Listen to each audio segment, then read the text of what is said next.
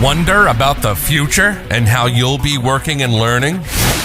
Welcome to You in 2042, the future of work, with your host, Danielle Wallace.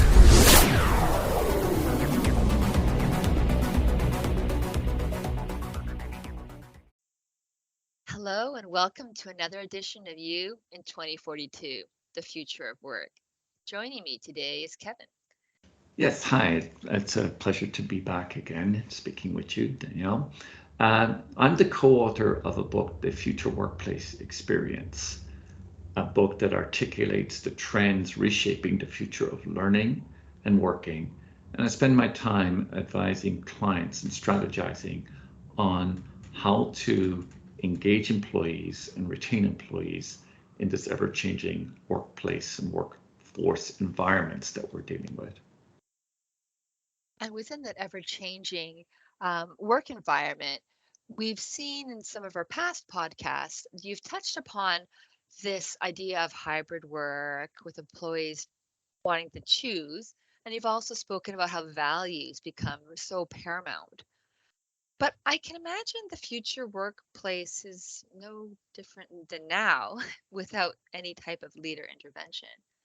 And I can see that now people aren't coming into work when they have a choice. And then maybe they're missing the collaboration and celebrations that you spoke to. So what's happening here? Why isn't this quite working the way that you had espoused in the past podcast as this ideal path? Well, I think another theme that organizations are now highlighting is the notion of helping people belong. And we show up where we feel we're welcome, where we feel there's people like us, where we feel there's people who understand us, etc. So one of the trends I see is the notion of belonging being a combination of diversity plus equity plus inclusion equals belonging. And diversity is, look, do I see people like me who have had my life experiences being successful in work, right? I need to have people like me surfaced and exposed. Equity is, do I feel that people like me can participate as equally or as fairly as other people in what it takes to be successful around here? And inclusion is slightly different, is am I included in all the activities that matter around here? One of the activities that matters most is actually who you choose to dine with. And the simple act of join us at our table, we've had that since high school, right? It's the ultimate in belonging from when we're programmed as preteens almost. And to me, that inclusion comes down to who do you dine with, not who do you meet with, but who do you invite for lunch, who do you invite for coffee. In America in particular, Americans when people visit from other offices, we often try to dine with people at a shared space, a third-party space, a restaurant space, and we rarely down in the US here bring people to our homes. And there's nothing that is as bonding as bringing people to your home, or even just bringing them to lunch or dinner and dining with them. And that to me is the ultimate of inclusion. Wow, you raised some really useful insights. I had not thought of belonging being the amalgamation of those aspects, but I challenge many of our listeners to think about when they have brought into their home um, who those people are to dine with and who have not been. And that truly is the great yardstick of belonging. And as you're saying, Kevin, people are looking for belonging. What is the impact of this? Well, I think the impact of belonging, and people talk about when they find their tribe, they will be productive, they will be engaged, they will stay longer. And one of the larger narratives or the concerning narratives is, and there's a Gallup question, which I think is a solid, classic core question, is do I have a best friend at work? And part of belonging is there somebody that you can just talk to and just hang with and let them know how you feel? And that the Gallup poll is indicating that fewer and fewer people have a best friend at work. And separate studies are indicating that in environments where there's fewer people with best friends at work, turnover tends to increase. So a practical tip for managers, and I'm not suggesting that managers be friends with employees, but part of friendship is showing concern and listening. And there's 3 questions I would advocate for any manager to ask in between some of those operational meetings that you hold that are task oriented. And the first question is, how are you? And listen. And the second question is, how are we? And listen. And the third question is, how am I? And just articulate and share a little bit about how you're feeling. And so if it's just an interaction where we don't discuss anything about moving our projects of the day ahead, and we just use that interaction to deepen a connection and a relationship with somebody that we're working with, or who's working for us, or who we're working for, then that would absolutely enhance a feeling of being heard, of being understood, and the beginnings of colleagueship and potential friendship at work. I think we've all got some good action steps here. Wow, the amount of vulnerability that shows to ask, how are you? How are we? How am I? And share. Whoa. And that dovetails well within what people can do to foster that environment of belonging, even if it was a hybrid environment or a remote environment, as we spoke about in prior podcasts. I can see there would be that decrease in is there a best friend at work question. But this is such a practical yet scary way to foster that.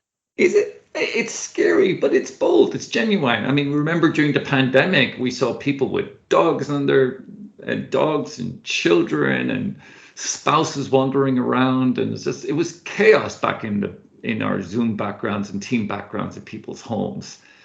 And we just want to be careful that, look, we saw people coming as they were and being who they were. And we learned things about who they were in relationships with and who was around them in their lives. And we want to be very careful now as we enter 2023 that we don't go back to, we won't ask about our homes or have visibility to our homes, or not checking in on how things are at home or in our neighborhoods. And it's just what takes place. Our relationship is bounded within these 4 walls again. And that was, it's like a night we sometimes regretted in our earlier years. It's a night we won't talk about in the morning. Let's not do that post-pandemic with each other. Like we saw the broader humans that we were during the pandemic. Let's not forget what we learned about each other as we return to work in 2023 in person. So with that forms some of the practical tips that leaders can take. What else can leaders do, or how can leaders embrace that idea, or maybe with their coworkers, embrace their idea of even dining with and who you're dining with? What are things that we can do? Well, let's categorize this as being softer leaders. That's so that what we can do is just be softer. And as we see a situation, leadership is a tool bag, and we have a lot of different tools that we can roll out for different circumstances, conflict mitigation, meeting management, etc. As leaders, we have a lot of tools.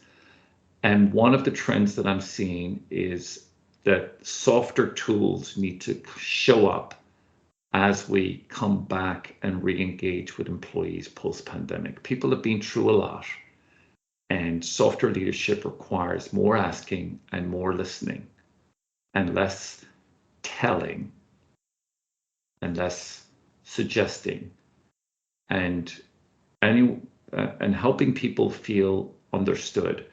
And there's many organizations who, and I challenge our listeners to ask, when's the last time they were invited to participate in an employee attitude survey? And so many organizations are avoiding surveying their base right now because they feel like they're in transition and people aren't being asked and people feel they aren't being heard, especially as policies are coming down about return to work or for other policies, email practices, etc., that did not follow any sense of survey, i.e., as an employee, I don't remember being asked about that. It doesn't mean you have to do something about my answer. And I think the older practices, older leaders believe that I don't want to ask because it means I have to do something about what I hear. And the newer, softer, more confident leadership is ask. You don't have to do anything about what you hear, but you do have to hear. So the asking aspect of it, which runs through so much of what you say, asking, listening, hearing it. From there, that helps you inform your decisions as a leader. And all of this becomes different tools within our toolkit to help us create the culture that retains employees, but also importantly, this culture of belonging where people can be their best selves and really bring their best efforts to the workplace. Kevin, where can people find out more information about you and your book? Well, you can find me on LinkedIn. I invite anybody to connect with me on LinkedIn. And just under my name, Kevin Mulcahy, Mulchay. And the book, The Future Workplace Experience, is available on most online booksellers. And my domain is kevinmulcahy.com. Amazing. Thank you so much for these great insights, practical tips, and just really reframing how we're doing things with practical steps we can all apply now. Thank you so much. You're welcome. Thank you.